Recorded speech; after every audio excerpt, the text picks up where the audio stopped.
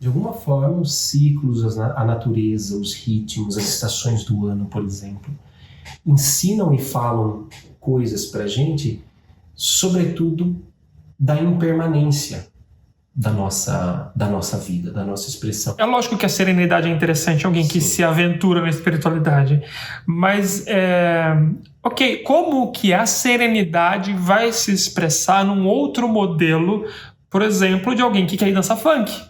Cause faith and love is all you need. This whole world doesn't see. Someday we could all be free. We could change the world if we would just believe. Cause faith and love is all you need. This whole world doesn't see. Someday we could all be free. Yeah, we could change the world if we would just believe. Oh, love is where you are. Just know that love is wherever you are. It will never be too far. Oh, no. Oh, love is where you are. Just know that love is wherever you are. It will never be too far. Oh, no.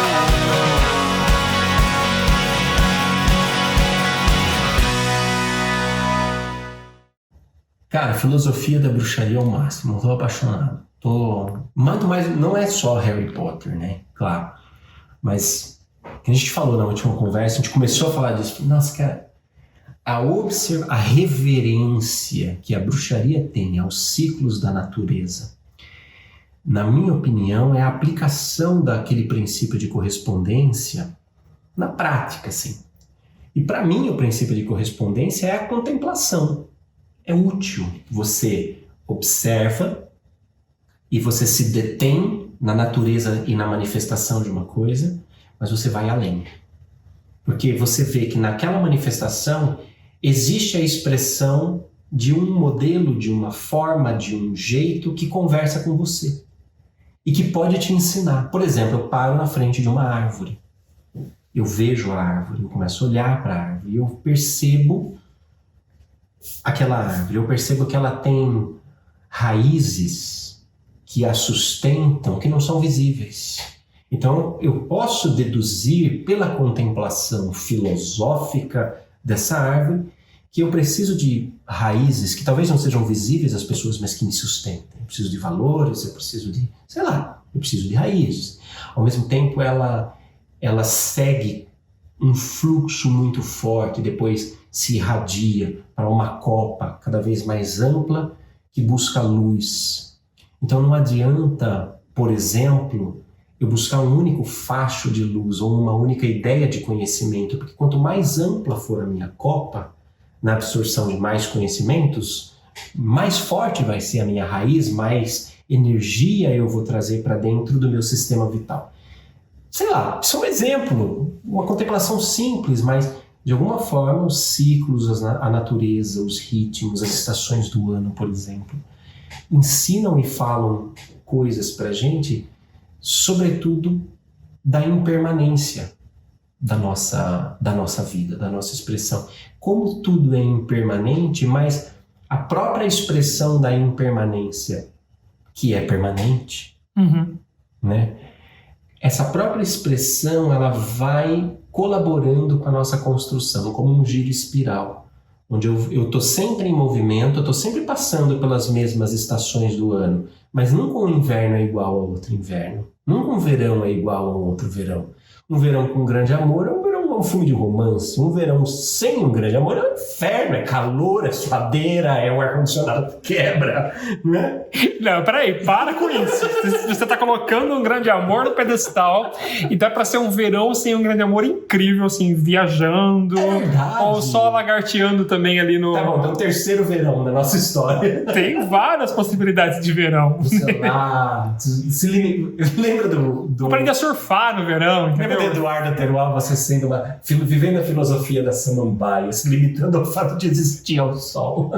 Então, já é uma possibilidade. Ou eu quero aprender a surfar. Tem N coisas. Não me coloca como única possibilidade. Mas se tiver, é interessante. Não estamos negando, já dissemos que o @Felipe Xavier para qualquer momento pode ser avaliado ou não. Também não é uma promessa permanente. Mas é que se a gente fecha nisso, a gente impede a possibilidade de criar um bom verão. Sim. Né? Com algo que não está no nosso controle, porque não está no nosso controle ter ou não ter isso que seria um amor de verão, por exemplo, né? Sim. Então dá para criar.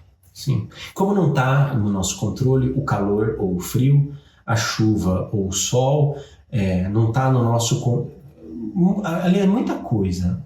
O mundo todo externo não está no nosso controle.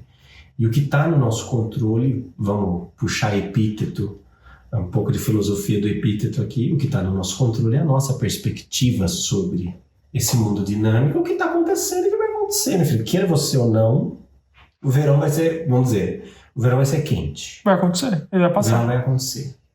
Então, se você não quer suar, como é que é, né? Você vai ficar sofrendo com o verão? Tá chegando... Porque assim... O respeito a esses ciclos, a observação desses ciclos naturais, eles têm uma ressonância com a nossa vida. Então, assim, vai ter dias de chuva na tua vida emocional. Cara, e você vai ter que... Ou você vai ter que se molhar, você vai ter que aprender a ser feliz se molhando. Ou você vai ter que aprender a ser feliz com guarda-chuva. Ou você vai ter que aprender a ser feliz com capa. Ou você vai ter que aprender a ser feliz no abrigo. Mas aprender a ser feliz e adotar a felicidade como estilo de vida precisa independer das condições externas, né? Não sei, estou viajando. E acho que tem uma possibilidade da vida resistir às estações. Uhum. Porque achei bonito isso. Ficou lindo, olha lá. Eu vou guardar.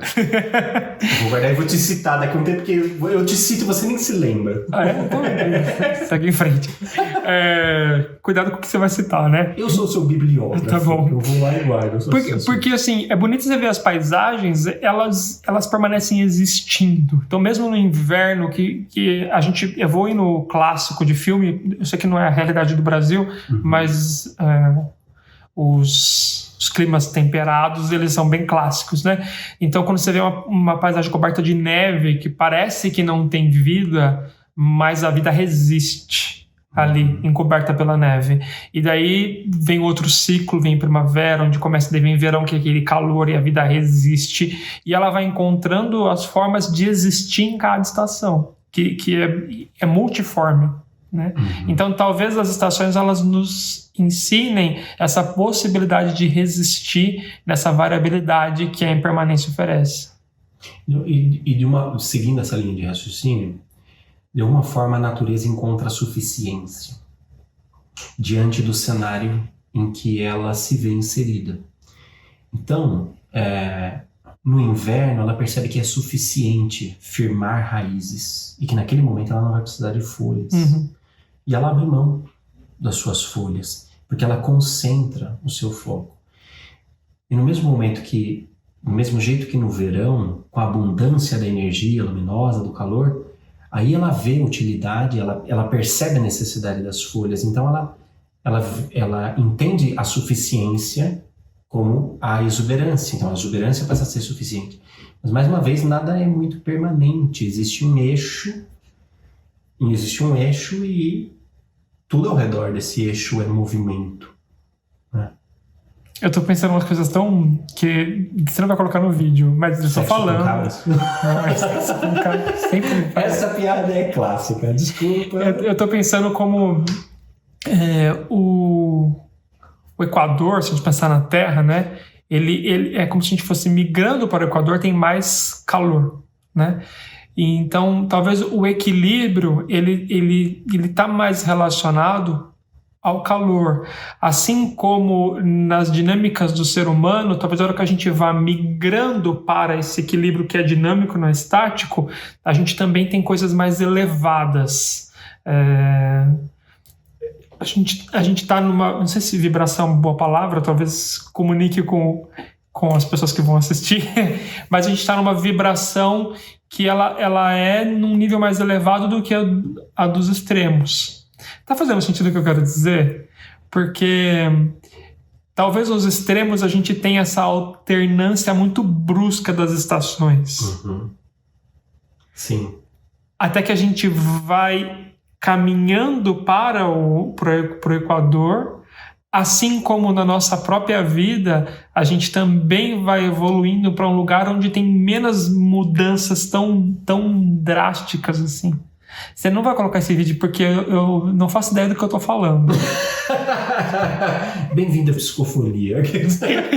Não, eu tô pensando nisso. Por que a distribuição de calor do Equador é mais acentuada? Talvez seja pela constância que ele recebe a luz do Sol, o impacto do Sol, né? O Equador é o ponto da Terra que mais constantemente está em contato. Portanto, vamos dizer, a temperatura fica balanceada ali. Mas se eu observo somente o Equador, então eu vou entender que a constância seria a chave para esse equilíbrio, né? Para essa alternância menos brusca. Mas a alternância brusca dos polos é quem sustenta o Equador. Uhum. Né? Porque você tem o movimento de massas, você tem a pressão atmosférica. Então, é curioso isso, como nada está isolado. Em nenhum momento, em nenhuma coisa, nada está isolado. E daí você percebe o valor da constância e o valor da alternância. E o valor da alternação constante, por exemplo. E do como cada tempo e cada momento vão ter as suas demandas e você é o cara que está passando por isso. Você é o cara que está transitando por isso. Mas aprender com a natureza é uma coisa absurda. Eu percebo isso, sabe onde? Na gestão empresarial. A gestão empresarial, há 20 anos atrás, quando eu fiz faculdade, ela tinha muito aquela visão do fluxograma. Então, caixinha aqui em cima, caixinha embaixo, diretor, gerente, lá, piramidal, né? Então tinha uma emanação aqui e tal. E a compreensão de gestão, hoje ela avança para uma imitação orgânica. Então, você olha alguns fluxogramas, eles são sempre, eles lembram raízes. Então, existe sim um centro de pensamento, de decisão, mas esse centro, ele necessariamente não está esmagando os outros, ele é apenas o centro, ele está apenas o papel dele, e aquilo se ramifica, vamos dizer assim. Sei lá, um exemplo muito simples, mas que é muito prático do como a natureza ensina certas coisas, e nessa imitação, contemplação, analogia, você consegue encontrar ambientes mais harmônicos. Talvez seja isso que esteja faltando para a construção, ou para a gente começar a chegar naqueles modelos, seja começar a perceber que para a natureza, por exemplo, a prosperidade é suficiência. E suficiência é sustentável, né? A prosperidade, uma natureza próspera é uma natureza próspera é uma natureza sustentável. Uma natureza sustentável, ela é suficiente. Ela é bem distribuída, ela é homeostática, ela própria, pelo giro, encontra o seu equilíbrio. E promove a vida. A manutenção e a expansão da vida. É que eu acho que faz sentido essa questão do organograma que você traz, e vou linkar com a minha filosofia que eu fiquei pensando enquanto você falava de por que eu estou falando isso. Porque você não acha que conforme a gente avança na vida, a gente vai menos para os extremos das emoções? Por exemplo, eu não sei, você compartilha comigo a tua experiência, mas eu acho que eu tenho menos momentos de hiper-euforia. De, então é isso! Consegui aquele emprego! Não, mas eu também tenho muito menos aquela coisa de cair num lugar super triste, melancólico. Meu Deus. Né? Só que por outro lado, então se eu estou indo menos, se a gente pensar numa espiral, eu estou indo menos pelos extremos dos polos, eu também me acho um nível acima do que eu já estive, aonde eu conquistei um calor, se a gente pensar na Terra, ou um nível de emoção que ela não é tão polarizada, mas ela parece mais profunda. Ela parece mais constante, mais verdadeira, que ainda oscila. Eu ainda fico mal e depois às vezes eu fico bem. Muito menos longe, muito menos polar, mais próxima do centro, só que esse centro eu considero muito mais evoluído. E é esse parâmetro que eu estou fazendo com o Equador. Eu vejo... o meu contraponto é que a gente não pode confundir, talvez, não sei se seria bom confundir Esse vídeo não vai rolar, né? Esse vídeo não vai rolar na internet que tá... O que eu vejo assim, esse centro, ele talvez seja esse ponto de evolução quando ele é a conciliação desses extremos.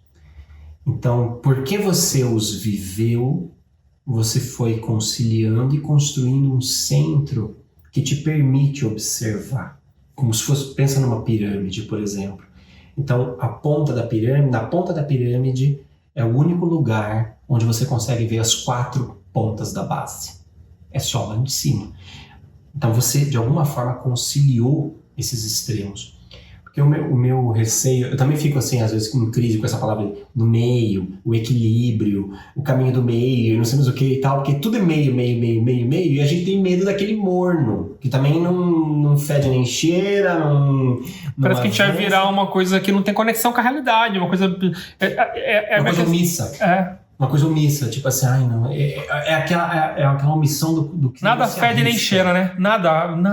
Eu tô lá inabalável, o resto das pessoas ou se alegrando ou se fudendo, tanto faz. Eu tô ali, assim. Mas eu não me arrisco a estar no lugar deles, entende? O ponto de crítica desse meio disfarçado, desse pseudo meio, é tipo assim, não, eu não me arrisco a fazer isso.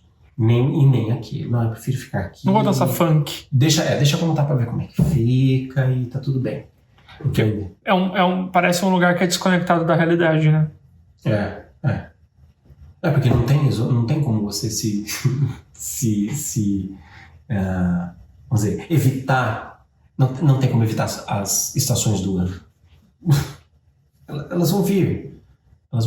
Quando você falou, por exemplo, que no fundo, tudo isso leva à vida, a gente voltou para aquela imagem que você falou, puxa, a vida é a única coisa que está ali, independente das estações do ano, com formas diferentes, mas a vida está ali, a vida de alguma forma ela é soberana. E quando você olha para a vida, ou percebe a vida soberana, de alguma forma você se dá uma licença poética de vivê-la. Entende? Tipo, ok, é o que a vida está trazendo, vamos viver, vamos ver que gosto isso tem. Talvez você vá para a experiência de um outro lugar, que é o que a gente falou, não sei se foi nesse vídeo ou em outro, sobre mudança do próprio observador, de quem tá dentro. Eu me vejo esse exemplo, eu sou tão evoluído que eu não vou lá dançar funk. Né? Nossa, já tô no nível. Ai, que deselegante. Que deselegante. Primeiro porque a gente... Batendo está. A gente tá atribuindo valor, como se nós fôssemos o juiz do que é e do que não é. Mas talvez a própria evolução faça com que o ser que vai lá dançar funk, ele se conecta com aquela realidade de um outro lugar. Ele não acha que de fato é aquilo que está trazendo sentido e alegria. Tem outras coisas. E justamente porque ele tem outras coisas, ele pode ir lá sem um apego àquela experiência. Porque a hora que aquela experiência não está disponível, ele não perde aquilo que ele já conquistou. Mas ele valoriza aquela suficiência. Nesse momento eu posso ser feliz dançando funk, então isso é suficiente para mim. Eu não entro no ciclo da frustração, tipo, só tem funk para dançar? É isso mesmo? Vai ser sertanejo? Putz. Não, ele escolhe a felicidade na suficiência que o momento tem para oferecer. E tá tudo bem, porque essa pessoa percebeu que a vida tá nele. como aquela árvore que passou por todas as estações, deteve a soberania da vida nela, essa pessoa, talvez ela começou a construir a soberania da felicidade como uma escolha de vida, como estilo de vida. Eu escolhi ser feliz, eu escolhi viver isso com plenitude, com suficiência, e tá legal, justamente porque eu tenho um background. E ela tem variabilidade, né? Que eu acho que isso que é interessante. Porque imagina um cara super intelectual, uma mulher super intelectual, que o prazer vem de entrar numa biblioteca maravilhosa. Tá, pode ser que ela esteja num lugar onde aquilo não está disponível. E daí a alegria ou a felicidade dela é muito condicionada a uma única forma daquilo surgir.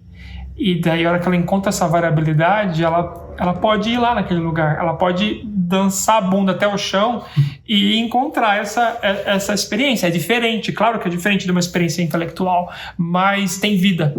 Tem vida. Tem vida. E é interessante quando a gente olha para algumas pessoas, vamos dizer, para os mitos e os ícones, que a gente associa uma certa aura de pode ou não pode, deve ou não deve, mas ele é fulano de tal, e isso é quebrado, seja espontaneamente ou seja propositalmente, né, de forma planejada. Mas essa ruptura da expectativa do trivial, do de sempre, daquela caixa que... É lógico que a serenidade é interessante, alguém que se aventura na espiritualidade, mas ok, como que a serenidade vai se expressar num outro modelo, por exemplo, de alguém que quer ir dançar funk? Mas em um determinado momento ele levantava da mesa dele e falava assim, eu preciso de um hambúrguer. E ele passava pela Casa Branca perguntando quem queria hambúrguer. E ele ia pra hamburgueria, parava, que era limusine. Onde tem um Wendy's por aqui. Parava naquela limusine, descia, pedia sem cebola, tal, não sei o quê. Óbvio, uma peça publicitária executada maestralmente. Mas ainda assim, uma disposição de uma gestão de assumir o risco dessa ruptura de expectativa. Você não vê um Donald Trump, por exemplo, fazendo o mesmo tipo de comunicação, porque é um outro jeito de pensar completamente diferente. A mesma coisa, eu vi um documentário todo dia do Bill Gates, eu achei uma coisa que me inspirou muito. Ele, às vezes, tira uma semana e meia, ele tem aquela licença de piloto, e ele tem um aviãozinho, óbvio, planador.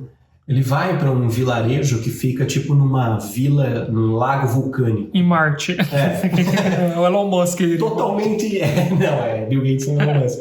E totalmente isolado, ele tem uma casa ali. Uma casa com um quarto, uma sala, uma cozinha e um banheiro. É uma cabana. E ele leva uma sacola de livros, uma sacola de Coca-Cola Light. E aí bota na geladeirinha e ele sente, ele estuda, tomando uma Coca-Colinha. E você vê ele... Senti falta de uma passatempo. Ele criou uma batatinha frita, assim. Mas você vê, de alguma forma, um ponto de conexão que rompe. O que eu quero dizer é, quando a gente rompe, às vezes, essa imagem ou essa casca da definição e encontra um ponto de conexão, é muito, muito, muito, muito rico, porque nos leva a ressignificar um monte de coisa dentro de nós. Mas você fala assim, cara, Bill Gates gosta de Coca-Cola como eu, cara. Que legal! Que legal! Então, o que eu quero dizer é, quando a gente rompe essas cascas definidas de identidade, a gente parece que é empoderado na liberdade de ser quem nós somos. Nossa, eu posso. E de construir quem nós somos. Tudo bem, eu posso gostar de Coca-Cola. Eu posso gostar de Coca-Cola. E ser espiritualista, sei lá o quê. Posso gostar de fazer X, Y, eu posso. Acho que essa é a principal. Essa é a principal mensagem, talvez, que essa desconstrução envie. Puxa, ele pode, eu posso. A gente vai tirando os condicionantes, né? Porque, assim, se eu sou espiritualista, então eu também isso, eu também aquilo. Tem que ser vegano, eu tenho que ser naturalista. Porque, por exemplo, eu não me considero uma pessoa dentro desse universo, né? Da espiritualidade. Então, eu posso estar falando uma grande besteira e você me corrige. Mas talvez a gente tenha um modelo dentro da espiritualidade que é o modelo do Chico. Porque o Chico tinha uma expressão. O Chico tinha... É lógico que a serenidade é interessante, alguém que se aventura na espiritualidade. Mas, ok, como que a serenidade vai se expressar num outro modelo, por exemplo, de alguém que quer ir dançar funk? Uhum. Por exemplo, de alguém que quer pular de paraquedas, quer escalar o Monte Everest. Então, todas as virtudes, elas têm como se plasmar nas diversas personalidades, mas a gente tenta emular os modelos que a gente tem. Né? Porque, em verdade, se você olhar... Em verdade vos digo. Mas, em verdade, quando você pega um modelo espiritualista, e não precisa ser espírita, mas o espiritualista sim. sempre vai associar com esse modelo de serenitude, de beatitude. Então, o Dalai Lama. O Dalai Lama, a Madre Teresa de Calcutá. Você não pensa na Madre Teresa de Calcutá dançando funk. Conversando com a Anitta numa live, assim. Conversando com a Anitta numa live. Quando a Anitta, sei lá, entre tantos posts de bundas e bicicletas, foi lá e fez um comentário do Data Limit, que eu fiquei muito feliz. Ah, é? Que incrível. Ela foi, falou e eu falei, nossa... Olha, você já não tá tão lixado assim. Não tô tão lixado assim, tô chegando no funk, pensa bem. Já eu vou ter que dançar funk. Nossa, eu tô achando o máximo. Mas ó, e quando a Anitta mostrou um outro lado dela espiritualista, com uma visão de sociedade menos machista e também não polarizada ao feminismo, mas que valoriza cada ser como é. Ela fez um comentário excelente. Aí você começa a perceber e fala, nossa... Pode ser. Da mesma forma que foi uma desconstrução para mim, quando a Anitta, teceu um elogio e se conectou com o documentário Data Limite, é também uma desconstrução quando você vê o Papa Francisco usando o sapato velho, quando você vê o Padre Fábio de Mello fazendo uma live com o Evaristo e tocando ofensas e alfinetadas e se divertindo com aquilo, você fala, nossa... Existe um modelo de pessoa que tem valor, que tem princípio, que tem uma certa coerência filosófica, que é humano como eu. Sim, eu acho bonito isso que você está falando, porque me mostra e vai trazendo palavras para mostrar como a espiritualidade não é a supressão do eu. Sim. Mas é talvez o aprimoramento daquele eu. Né? Que não é que eu também não acho que existe um eu encontrável, é um eu que está em construção, mas a espiritualidade às vezes ela tende, por mais que ela tenha um discurso maravilhoso, mas ela corre o risco de querer formatar numa única maneira de ser, né? A uniformização e talvez o grande objetivo da espiritualidade como eixo axial, que eu como espiritualista considero, você falou, não me vejo nesse universo, eu me vejo 100% nesse universo jogado de braços abertos e pernas cruzadas. Mas quando eu penso na espiritualidade como eixo axial da minha vida, da minha pauta, das minhas prioridades, eu não vejo a espiritualidade como um regime religioso, como eu disse, mas como um caminho de identidade e sentido. E daí eu percebo que cada vez construir a singularidade da minha identidade cada vez mais faz sentido, não é? E me leva a um sentido de vida que me preenche, que me satisfaz e que me dá um senso de significado. Que talvez seja uma coisa que não é uma commodity na nossa sociedade, esse significado. Quando você... Não é uma coisa que você consegue comprar no mercado com tanta facilidade. E eu percebo a dificuldade das pessoas, mas ao mesmo tempo também percebo quanto elas buscam significado. E o significado, ele só vai acontecer com identidade e com sentido. E você não acha que tem um caminho para esse lugar que você está falando, que é, só juntar com a Anitta, que é descentralizar os nossos mestres? Porque... Você até falou de um apreço pela anarquia, assim, de algum sentido. Porque talvez o mestre tido como espiritual, ele não vai conseguir ser um mestre dentro da espontaneidade, por exemplo. Ele não vai conseguir abarcar todas as características humanas. Ele não vai conseguir ser um mestre da poesia. dentro da aventura.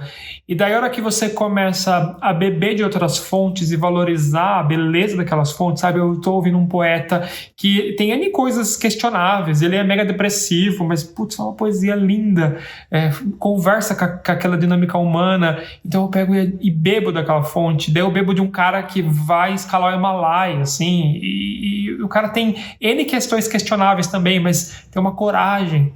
Então, a hora que a gente descentraliza os mestres, a gente vai criando um caminho mais autônomo, eu acho. Eu acho que a centralização dos mestres é um efeito da instituição. Porque o institucionalismo religioso quer justamente a uniformização. Então, eu tenho que ter um único mestre.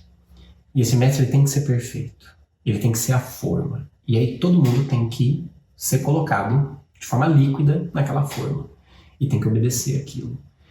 Quando, na verdade, um mestre desse formado pela religião que vai querer te impor um conjunto de crenças, uma forma, um jeito, uma uniformização, ele não vai atender todos os seus aspectos, todos os aspectos da sua vida. Por exemplo, Jesus nunca casou, até onde a gente sabe, até onde a maioria das história tradições. corrente. Na história corrente, vai. Pode ter ali uns peguinhos com Maria Madalena, quem sabe, e daí? E se for também? Mas o fato é, esse modelo o modelo eleito pelo cristianismo, no modelo eleito, Jesus não casou. Então, que pitaco esse cara tem para dar se eu me caso e me separo? Nenhum. Eu não tenho identificação com ele. Mas aí eu vejo, sei lá, um Vinícius de Moraes que casou 4 vezes. Assim, bom. A Gretchen, entendeu? A Gretchen, pronto, ó, tá isso. Então, eu vou ter Jesus Cristo, Vinícius de Moraes e Gretchen, e todos eles vão me ensinar. Todos eles vão me ensinar uma liberdade de caminho, uma liberdade de escolha. Eu vou ter que olhar para todos eles, mas, bom, aqui eu preciso escolher isso. E eu acho que isso de alguma forma não é... Só uma questão. Eu não acho que você está querendo dizer que tal e tal pessoa, no caso, eu não estou nem afirmando nem negando, tá? Que a Gretchen é alguém a ser seguida em relação ao que é ter um bom relacionamento ou um bom relacionamento. Eu acho que é uma questão da gente poder abrir espaço para que aquilo exista, para que essas diversas formas possam existir e eu encontro a minha autonomia de entender o que eu quero levar para mim daquela existência do outro que não é minha, sim, mas que talvez converse comigo em alguns níveis. É porque quando você pega um padrão e define ele de forma rígida como o ideal, como o certo, etc e tal, você exclui uma parte da vida. Mas a vida, na prática, não atende ao padrão. Uhum. E ela não tem que atender ao padrão.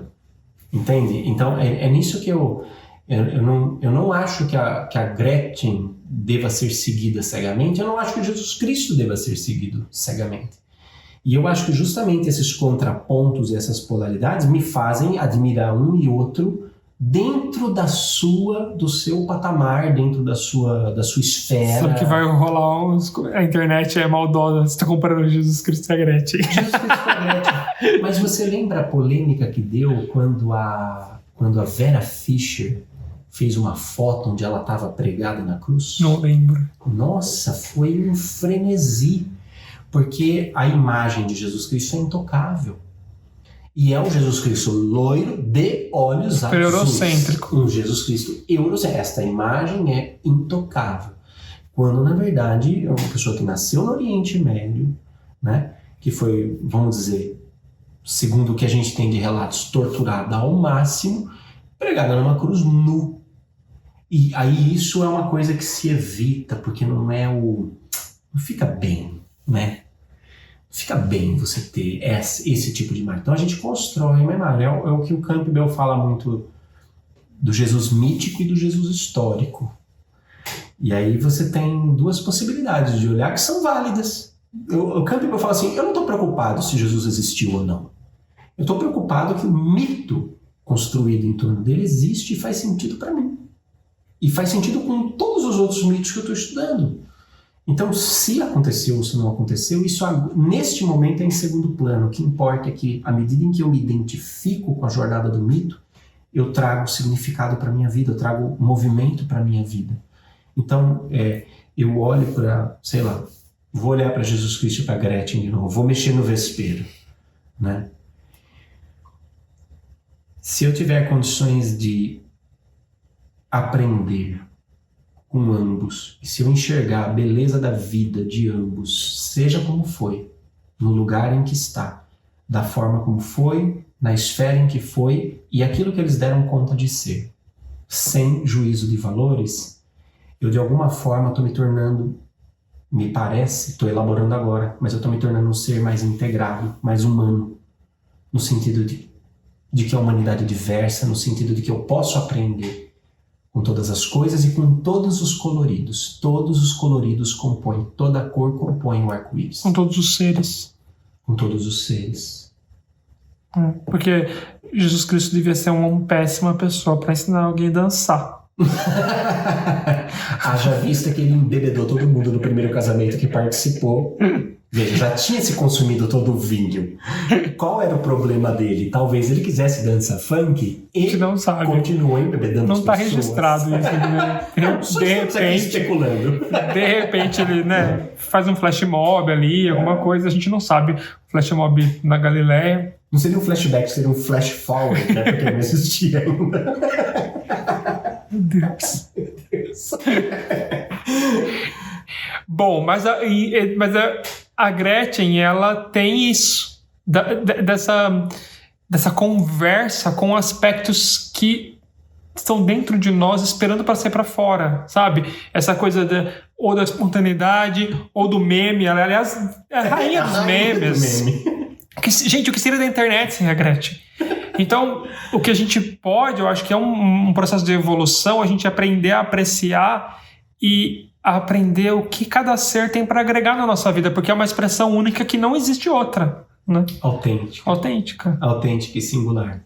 Talvez um grande aprendizado com a Gretchen é autenticidade e identidade. Tipo, ela é a Gretchen, você entendeu? Ela é a mãe do rebolado, ela é a mãe do bumbum, ela é a mãe dos memes, a rainha dos memes, tipo... Por quê? Porque de alguma forma ela é singular. Só que na singularidade dela, ela tem vamos dizer, um fractal de identificação, um pedaço de todos nós.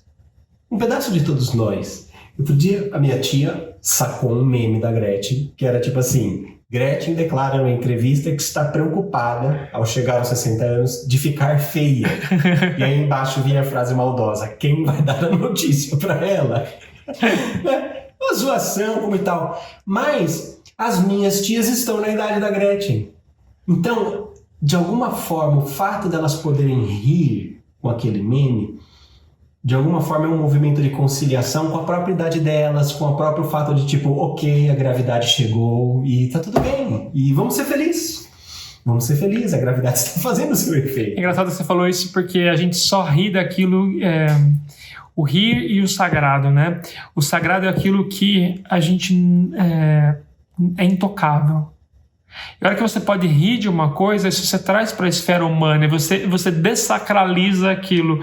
E talvez seja interessante a gente tirar essa coisa, a gente coloca a juventude como sagrada. Uhum. A nossa imagem dentro da juventude como sagrada. E a hora que você fala e você ri, você fala assim, meu... Tá caindo tudo aqui, tá caindo tudo, sabe? Tá caindo bunda, tá caindo... Mulher cai peito, homem não cai peito, cai outras coisas. Então, assim, ok, vamos rir, né? O riso é conciliação. E ao mesmo tempo, quando você colocou o riso e o sagrado em duas polaridades diferentes, eu automaticamente na minha mente pensei, mas rir pra mim é sagrado. Porque é a integração dessas duas polaridades. Porque é a integração. Porque é o momento em que eu posso pegar alguma coisa e trazer para dentro de mim. E esse processo, na minha forma de ver, é sagrado. É iniciático. É que daí eu acho que é um sagrado mais sagrado que os outros sagrados. O verdadeiro sagrado é esse que tem essa completude, né? Porque o sagrado que não pode ser incorporado, ele é o sagrado da instituição. que detém o poder e que precisa afastar o sagrado, porque ela é o pedágio, ela é a porta, ela é o ponto, o pontífice, ela é a ponte. Ela legitima. Ela legitima se pode ou se não pode. Quando você ri do sagrado, você pula essa ponte, você pula no rio, você entendeu? Você concilia, aí você não precisa, né, dessa... É interessante que é um rir sem banalizar. Não é banal, é conciliatório. Porque você só ri de uma piada se você entendeu. Você só entendeu se você compreendeu. Você só compreendeu se você conciliou. Se aquilo, por exemplo, a gente ri da desgraça alheia. Rir da desgraça alheia, em outras palavras... É rir da nossa. É rir da nossa. Mas de alguma forma mostra, tipo assim, é o brasileiro. É o brasileiro. O brasileiro é mestre em rir das próprias desgraças. Porque, de alguma forma, uma maneira que ele tem de lidar com aquilo, de suportar aquilo.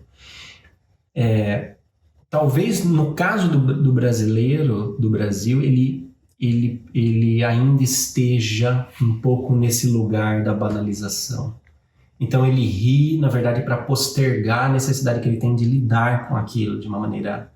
Né? Por exemplo, a gente sempre faz piada dos governos. O cara foi eleito presidente, ele vai virar rei do meme, tipo a Dilma, né? E tal. Até vi um meme outro dia da Dilma, que era o máximo nesses tempos de coronavírus. Nossa, mulher falou assim, a desgraçada era uma gênia. Se a gente tivesse cada um estocado o próprio ar, não tinha pandemia. Maravilhoso. Eu tenho saudades da Dilma, eu gosto dela, mas tudo bem, pode rir. Ela não tinha muita eloquência. Eu tenho saudade do Parafernália imitando a Dilma. Eu adoro a Dilma, eu adoraria tomar um café com ela. Mas enfim, ela não era muito boa em fazer discurso, né? Mas tudo bem.